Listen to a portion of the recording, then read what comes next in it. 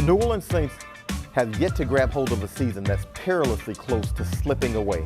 Their 3-6 record entering the weekend has them just one game out of first place in the NFC South, but gaining ground has been difficult for a team that still seeks to find its identity. Today's challenge, producing some semblance of an offense and of consistency.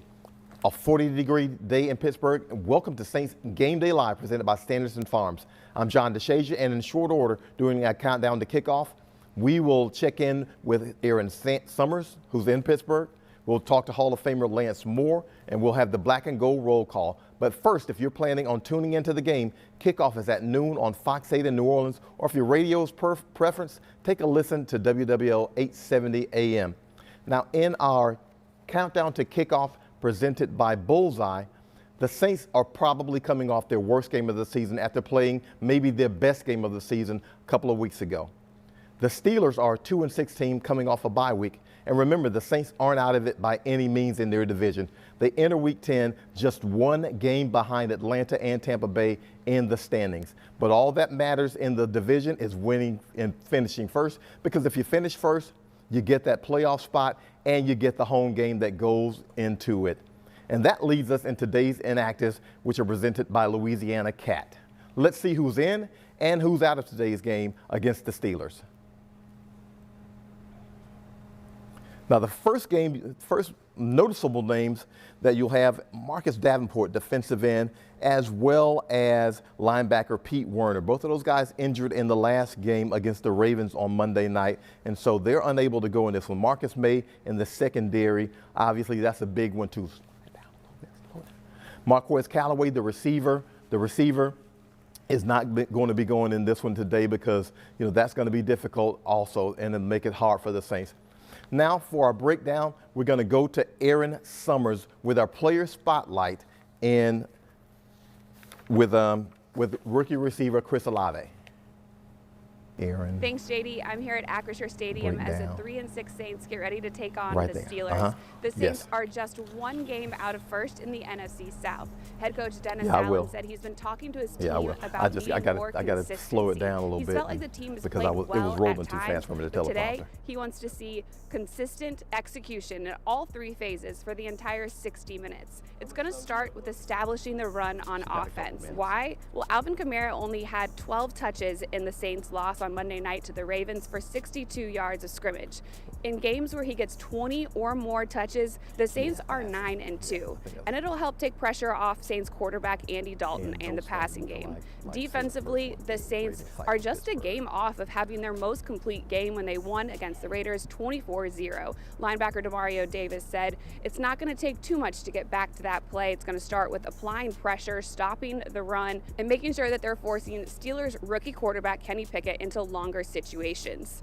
The Steelers haven't had a touchdown of more than 8 yards all season. Pickett is worst in the league in touchdown-interception ratio and in QB passer rating. The Steelers are coming off a bye week. Coming into today's game, they've had a little extra time to rest and prepare for the Saints. However, the Saints are 5-1 playing teams coming off of a bye since 2015. That is the best record in the NFL. Hopefully it bodes well for the Saints today as they're looking to start stacking some wins as they make that push for the top in the NFC South and the playoffs.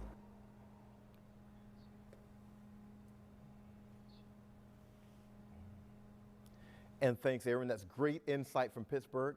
We have our own insight on the Saints. Now, last week, I was able to catch up with former Saints receiver and Saints Hall of Famer Lance Moore in this week's edition of The Breakdown, brought to you by Microsoft Teams. Joining us this week for The Breakdown, former Saints wide receiver Lance Moore, Saints Hall of Famer Lance Moore. And Lance, I guess there's no way to beat around the bush on this one. This has been a difficult season so far to stomach. I know you're a guy who loves his Saints, but you're also a guy who's really, really honest about what he sees with his Saints. And so what are the things that you've seen so far this season with the Saints? I mean, you start out the season with a big win on the road in Atlanta, a game that was kind of back and forth, and then, just kind of the way that the game ended, it's like, okay, man, we're building something special. And then to not really ever get it going consistently, that to me has been the most frustrating part but a very talent-rich roster. But we've just had problems staying healthy. I mean, that's to me, that's the biggest thing. It's hard to really see what you have in a team if you can't field your first string guys consistently. It's hard to be good. And I feel like that's been a big part of the reason why we are where we are right now. And thankfully, the rest of the division has been bad as well. Okay, so I'm going to skip. And, nobody's got an above 500 record, okay, which great. at this time of year is really interesting to see, but it allows us to still have a chance. Yeah, you mentioned that, Saints 3-6 going into the game against the Pittsburgh Steelers. Obviously, maybe Jarvis Landry comes back. Maybe Marshawn Lattimore gets back soon. But obviously, no Michael Thomas.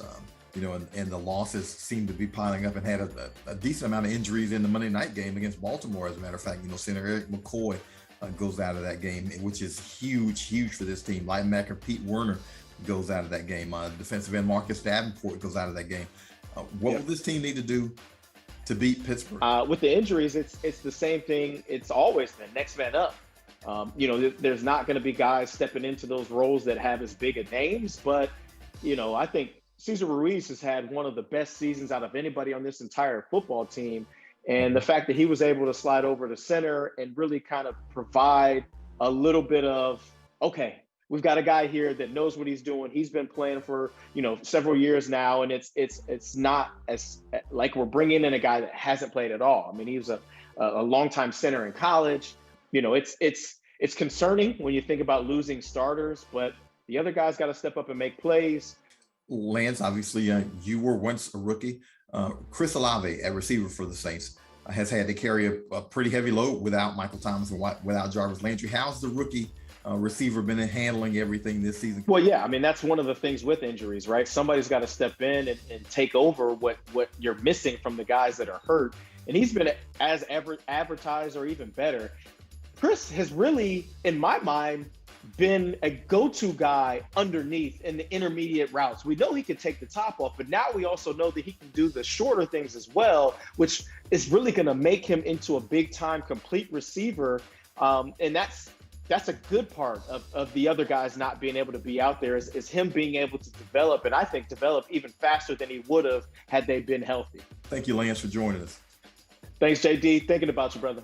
I appreciate it.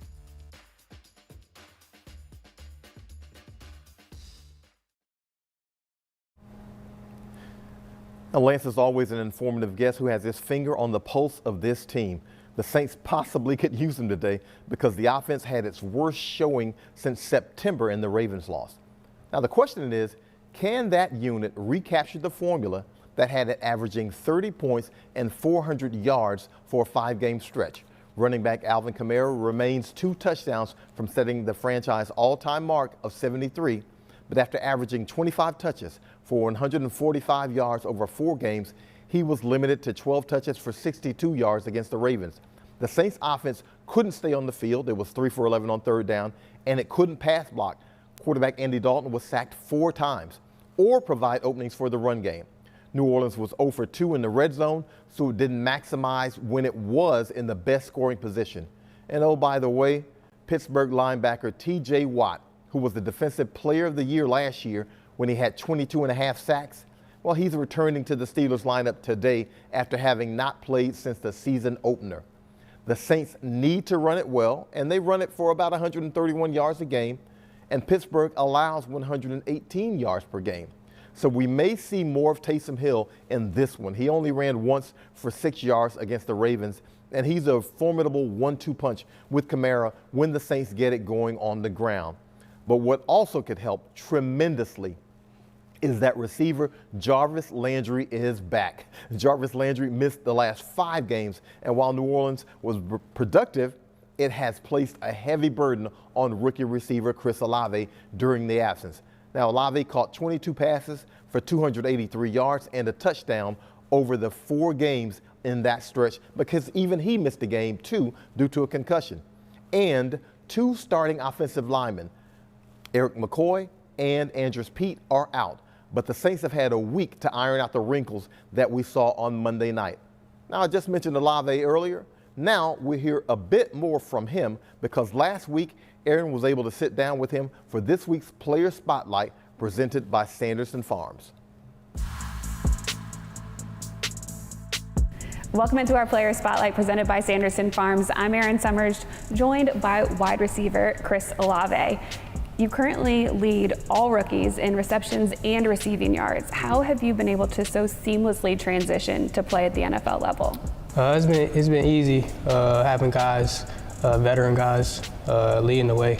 They made it easier on me, and having a great coaching staff and a lot of great teammates to lean on, they made it easier on me to transition. So. Everybody talks about how smooth you are, your feel for the game, your ability to get open. Is that something you developed or something you just have? It's something I worked on so much growing up. Just keep rep after rep, day by day, and I finally developed into a good receiver. Going to Ohio State, they developed me well there too. So it's just working on my craft and building that after reps and just getting confident in my craft. You mentioned Ohio State. There are a lot of players here from Ohio State, and Rashid Shaheed, somebody you've known for a long time from San Diego. How has that helped you get comfortable in the locker room? It's just like a similar culture. We all really got similar mindsets, come from Ohio State, just trying to win and competing. And having Shaheed here is huge, him being from my city, him being there by my side in the receiver room, it's huge for us too. So. Like I said, just competing and having that winning mindset, similar from the Ohio State guys. We are halfway through the NFL season. What are some of the goals you have for your second half of your rookie year? Just win. That's my main goal. I'm a winner, and when we lose, I kind of get down on myself, try to make myself better. But just trying to win. That's the main goal for me. Trying to bring my best self to the team to be able to provide winning. What's it going to take to get the win this weekend in Pittsburgh? Just digging deep down. Everybody counting us out, but that's when you got to rise to the top when you're at the bottom. So I feel like we just got to keep competing and control and take it day by day. All right, you're a pretty quiet guy. You just get to work. Yeah. What do you do outside of football, outside of the work that you put in? I'd really be on the video games or just hanging out with my friends or hanging out with my family. That's mostly what I do right there. Okay, what kind of video games do we like? 2K, Call of Duty, the typical stuff nowadays, but I like to compete on the game and play my friends, play my teammates. That's what I mostly get into. What's been your favorite part of being here in New Orleans, being a part of the Saints? Just the pride. The fans make the games go. I feel like the fans got pride in the city. They love their football, so just having them out there in the stadium and coming to our practices, I feel like that's the best thing about the city. All right, thank you so much for joining me. We look forward to more wins this season. This has been the Player Spotlight presented by Sanderson Farms.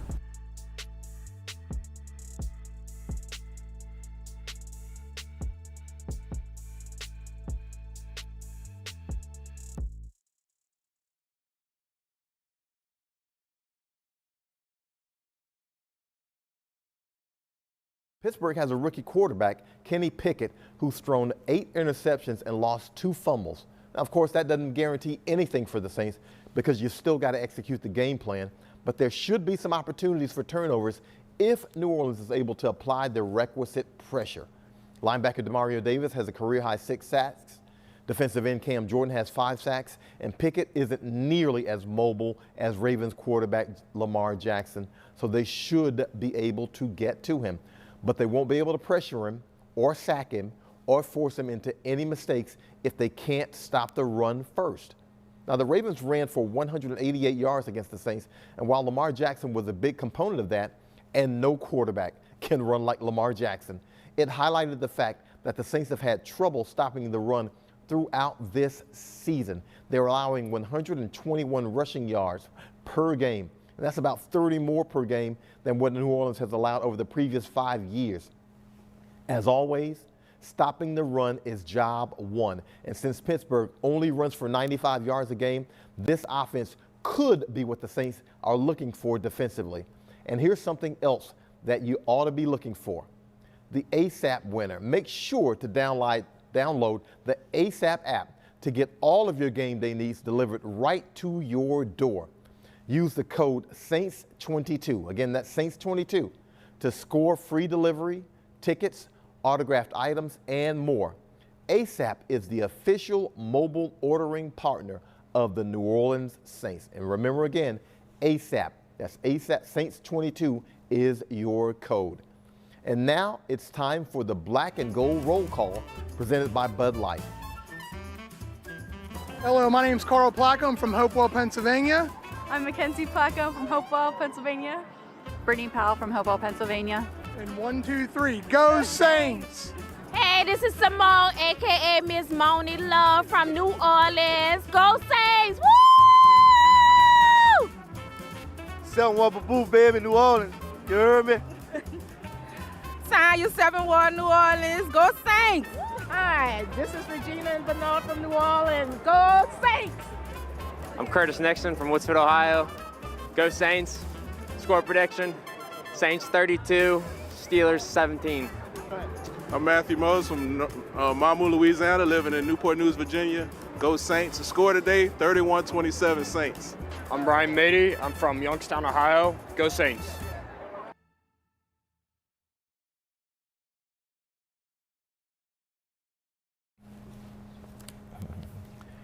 Well, thank you for joining us today on Game Day Live. Remember, join us right back here for the post-game show where Aaron and I will break down the game and we'll hear from Coach Dennis Allen and several players. Until then, enjoy the game and go Saints.